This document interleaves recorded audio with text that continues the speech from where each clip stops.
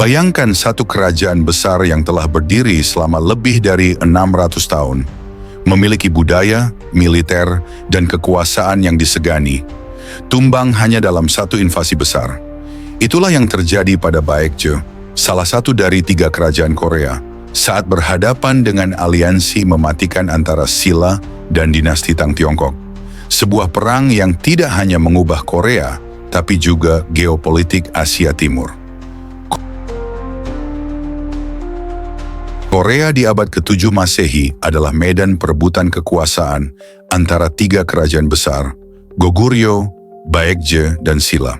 Ketiganya bersaing dalam kekuasaan militer, politik, dan budaya, sambil membentuk aliansi strategis dengan kekuatan luar seperti dinasti Tang di Tiongkok atau Jepang. Baekje yang terletak di bagian barat daya semenanjung Korea, dikenal karena budaya artistiknya yang kaya dan hubungan diplomatiknya yang kuat, terutama dengan Jepang dan Tiongkok. Namun konflik berkepanjangan dengan tetangganya, terutama dengan Silla, membuat kerajaan ini rapuh secara militer dan politik. Di sisi lain, Silla yang semula dianggap lemah, mulai memperkuat aliansi dengan dinasti Tang. Dan di tahun 660 Masehi, aliansi itu memuncak dalam sebuah invasi besar yang tak hanya mengancam Baekje, tapi menghapusnya dari peta sejarah.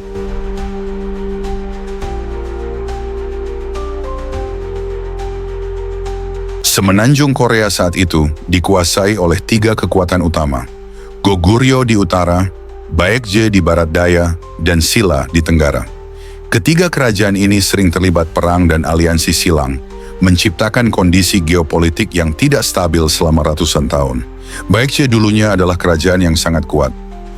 Pada masa keemasannya, Baekje memiliki angkatan laut yang tangguh, budaya yang cemerlang, dan hubungan internasional yang mengesankan. Bahkan Jepang banyak mengadopsi sistem keagamaan dan tulisan dari Baekje. Namun sejak abad ke-6, Baekje mulai kehilangan wilayah dan kekuatannya terkikis oleh konflik internal serta tekanan dari Goguryeo dan Silla. Perebutan kekuasaan internal juga membuat kerajaan ini sulit bersatu dalam menghadapi ancaman luar. Sementara itu, Silla melakukan pendekatan yang lebih strategis. Mereka mengirim utusan ke dinasti Tang, menawarkan aliansi untuk bersama-sama menghancurkan Goguryeo dan Baekje. Tang, yang tertarik memperluas pengaruh ke Korea, menyambut tawaran itu dengan senang hati. Persekutuan Silla Tang menjadi mimpi buruk bagi Baekje. Mereka tahu bahwa mereka akan menghadapi bukan hanya tetangga lamanya, tapi juga kekaisaran terbesar di Asia saat itu.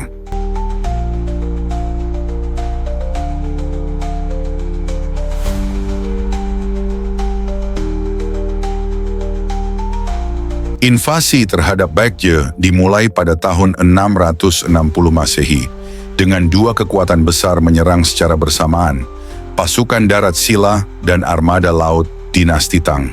Ini adalah strategi pengepungan total, menghantam Baekje dari segala arah. Pasukan darat Silla dipimpin oleh Jenderal Kim Yushin, tokoh militer legendaris yang sangat cerdas dan disiplin. Ia memimpin lebih dari 50.000 prajurit melintasi pegunungan dan lembah untuk menyerang jantung pertahanan Baekje dari timur. Di sisi lain, pasukan Tang Tiongkok dipimpin oleh Su Dingfang, Jenderal Kawakan dari Tiongkok yang membawa sekitar 130 kapal dan 60.000 tentara dari Laut Kuning, mendarat langsung di dekat ibu kota Baekje, Sabi, kini Buyo. Pasukan Baekje yang dipimpin oleh Jenderal Ge Baek hanya memiliki sekitar 5.000 sampai 10.000 prajurit tersisa, namun mereka tidak menyerah tanpa perlawanan. Ge Baek memimpin pertempuran heroik dalam pertempuran Hwangsanbeol, melawan gelombang pasukan Silla yang jauh lebih besar. Meski kalah jumlah, semangat Ge Baek luar biasa. Ia bahkan dikisahkan membunuh istri dan anak-anaknya agar tidak terganggu oleh urusan pribadi saat perang. Tapi meski bertarung habis-habisan, pasukannya akhirnya dikalahkan dan Baekje pun nyaris tanpa pertahanan.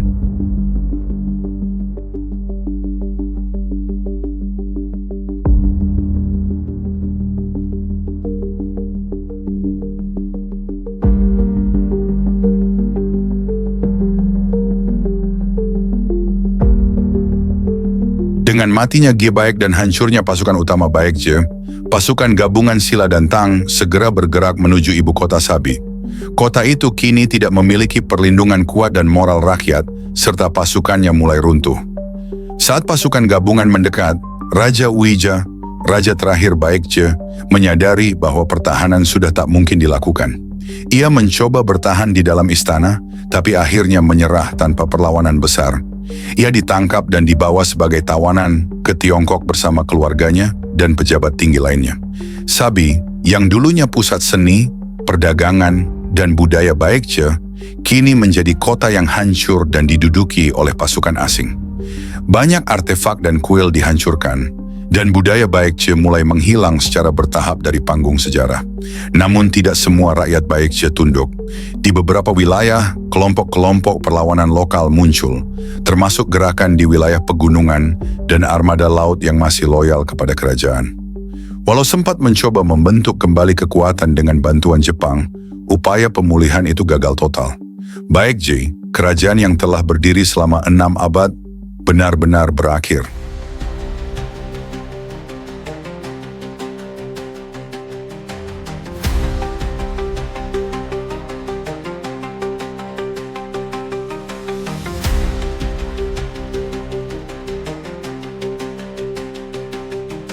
Salah satu tokoh penting dalam perlawanan pasca kejatuhan Baekje adalah Pangeran Buyopung, putra Raja Uija, yang melarikan diri ke Jepang. Jepang yang memiliki hubungan dekat dengan Baekje mengirim armada besar untuk membantunya merebut kembali takhta. Pada tahun 663 Masehi, armada Jepang dan pasukan Baekje yang tersisa bertemu pasukan Silla dan Tang dalam pertempuran laut Baekgang, Battle of Baekgang. Jepang mengirim sekitar 1.000 kapal, menjadikan ini salah satu pertempuran laut terbesar dalam sejarah awal Asia. Namun, pasukan Tang jauh lebih berpengalaman dalam pertempuran laut. Dalam pertempuran sengit selama 2 hari, Jepang kalah telak. Lebih dari 400 kapal Jepang dihancurkan. Pangeran Buyopung melarikan diri, dan upaya untuk menghidupkan kembali Baekje resmi berakhir. Kekalahan ini juga membuat Jepang trauma, dan mulai mengisolasi diri dari intervensi luar selama beberapa dekade. Mereka juga mulai memperkuat pertahanan nasional, takut Tiongkok akan menyerang mereka selanjutnya. Sementara itu, wilayah bekas Baekje kini sepenuhnya dikendalikan oleh Silla dan menjadi bagian dari proyek penyatuan Korea di bawah satu kerajaan.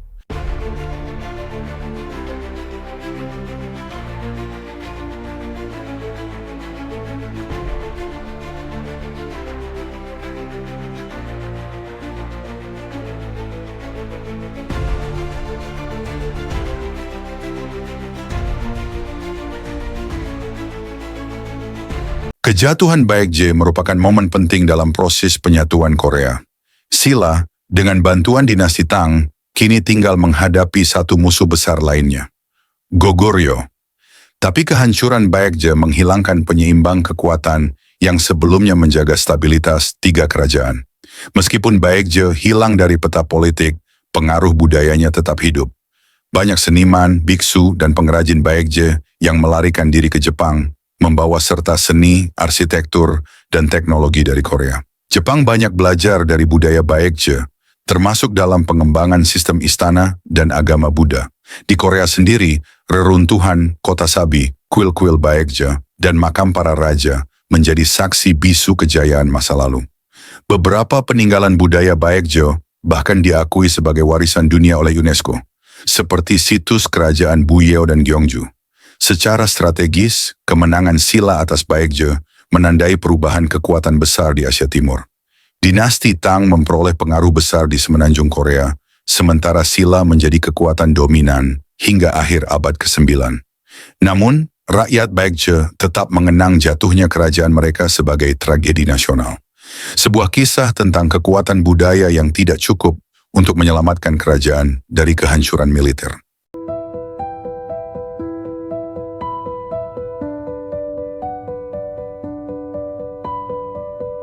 Perang antara Baekje dan Silla bukan hanya konflik antar kerajaan, tapi juga kisah pengkhianatan, strategi militer besar, dan perubahan tatanan sejarah.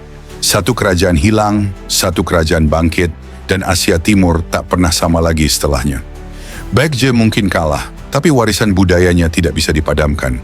Dari sistem pemerintahan, seni rupa, hingga pengaruh ke Jepang, Baekje meninggalkan jejak abadi yang tetap dihargai hingga hari ini.